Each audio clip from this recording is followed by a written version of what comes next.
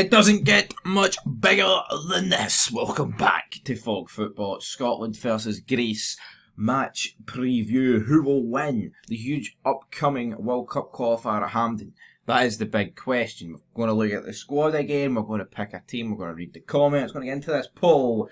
But yeah, 864 people vote on this poll. Now the international break, I feel like every time it comes around, there's points where you don't want it. There's points you're begging for it. But then you get a couple of days into it, you just wish club football was back. I'm not going to lie, on the game, like on the day of the game, as today, Thursday and Sunday, of course you're excited, it's a World Cup qualifier, but the other days are brutal. It's like, see with club football, man, you get to like, say it's a weekend, you're getting to Thursday, Friday, and you can feel it. You don't feel it with international football, that's just the reality we're dealing with here, but last spot is a draw, 11%. Now, obviously, last time out, Greece beat us 3-0 in March. An absolutely abysmal performance that, in my opinion, should have saw Steve Clarke get sacked. He didn't. We would have begged for a draw that day. So, a draw. This game's a must-win for me. You need to win your home games. Greece are a good team, but we've seen Denmark in this group dismantle them. And I was actually surprised they dismantled them. I mean, Greece beat Belarus 5-1, and then they were at home against Denmark and lost 3-0. Borderline unthinkable, but again, maybe it just highlights that we drew with Denmark and then got beat earlier this year by Greece 3-0, but then Denmark beat Greece 3-0.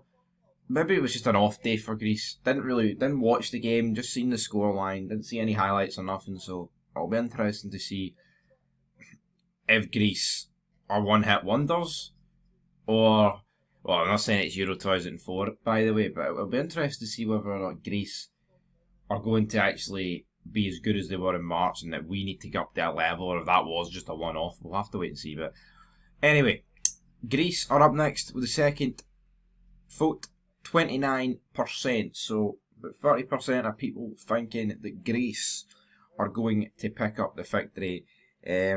We have, I put it this way, right? A draw would be shite. A defeat would be an absolute disaster. It would. If we pick up the win tonight, man, it gives us breathing room between us and Greece. And then it means in the next match day, as long as we beat Belarus, we can sit and watch that Greek and Danish game and be relatively happy. And then our percentage, numero uno, 60%. There's confidence in the air, guys, but at the same time, we were shite against Greece. But in the two games so far in this campaign, a draw against Denmark and obviously a victory against Belarus. Now for me, it's still good. You're absolutely taking 4 points, right? But I think all three were there for the taking against Denmark. I'm not going to sit here and say they weren't. Clarke, we know he's negative. I mean, again, if Clarke goes for it and Denmark score a late goal, then we're sitting here probably wanting them sacked.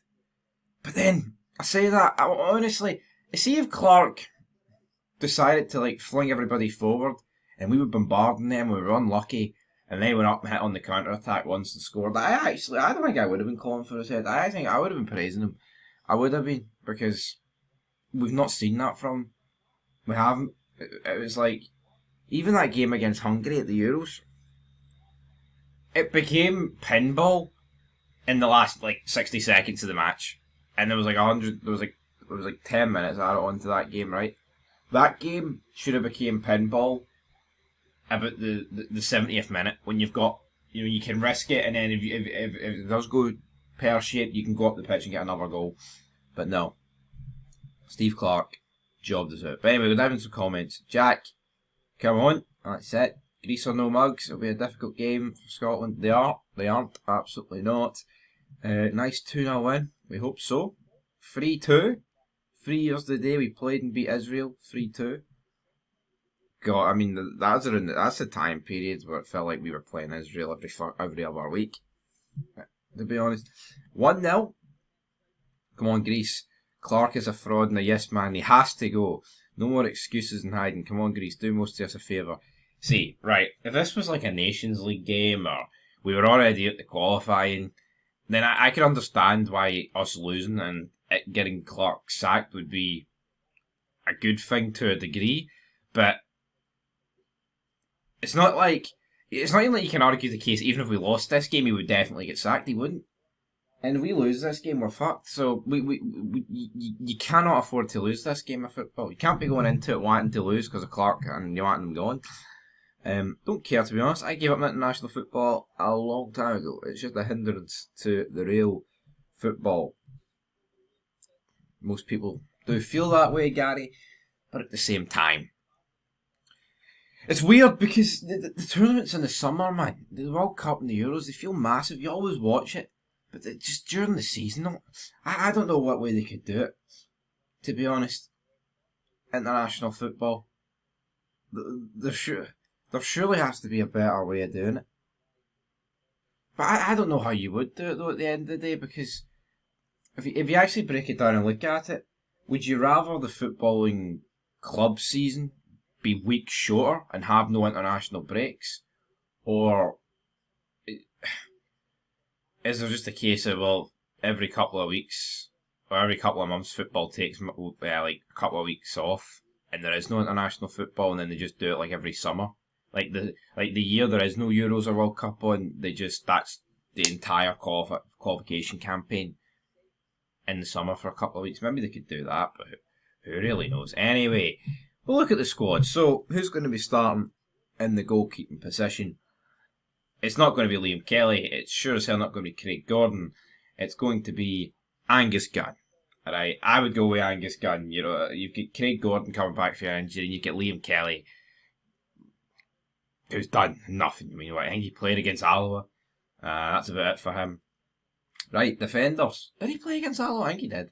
Defenders, Grant Hanley, Hendry, Hickey, McKenna, Ralston, Robertson, Suter, Tierney. Right, for me, it's got to be Andy Robertson. It's got to be Grant Hanley. It's got to be John Suter. Now, I'm picking John Suter based off what he's done for his country, not his club. And then right back, it's got to be Aaron Hickey every day of the week. Yeah. As for any other options, here, Kieran Tierney. If we were to play 5 at the back, yes, he would be in there, but I'm not playing 5 at the back, I'm playing 4 at the back.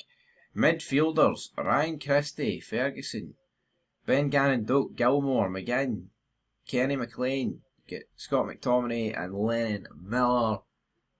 Well, my midfield three is going to consist of Ferguson, Gilmore, and Scott McTominay. Then, it's a tough one though. I mean, Ben Doak's got to start up front, on the right, and then John McGinn. Maybe it could be 4-4-2 with Ben Doak playing a weird role. Who knows, man? But you got to have John McGinn in there. John McGinn's had a shiter recently for Scotland, but I think in the last month he's been pretty good because he's been banging in loads of goals in Europe. So we'll go with that. And then up front, our one man, Adams boy, Dykes or Hurst. Honestly, I don't know what Hurst has done, but I'm not seeing any headlines. I seen Dykes score like a last minute winner for Birmingham not too long ago. Hickey and Boy's absolutely dropped off a cliff since the last international break. That's when he should have been starting games for us, man. The last international break. And then Shea Adams. So, I don't really know what he's been doing for Torino. The point of the matter is this, man.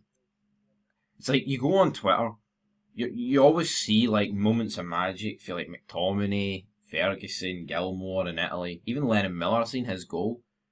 It's like, you look at the four forwards there, and see in the past month, I don't think I've seen any clip from him apart from Lyndon Dykes' last minute winner. So, does he win the raffle? Does he win the opportunity to start? Who knows? But yeah, fuck it. I'll go Lyndon Dykes. Even though I'd probably rather go Kieran Boy, but I don't know. Maybe Adams. Who is it? George Hurst, man. He's just no cutting the mustard. But either or, Clarke's not going to go where I went. way. Another thing, man. We've got a couple of days in between these two games. See if we do get the job done tonight. We can play. Give the team on Sunday a bit of a rotated look about it. Because see this. But no, we wouldn't. We wouldn't lose. I mean, our second string 11 for this squad should be smoking Belarus at home, and I think it's actually about time he rewards players that he calls up and never does anything with. So I'd like to see that. Anyway, I'm going to go final score tonight 2-1 Scotland.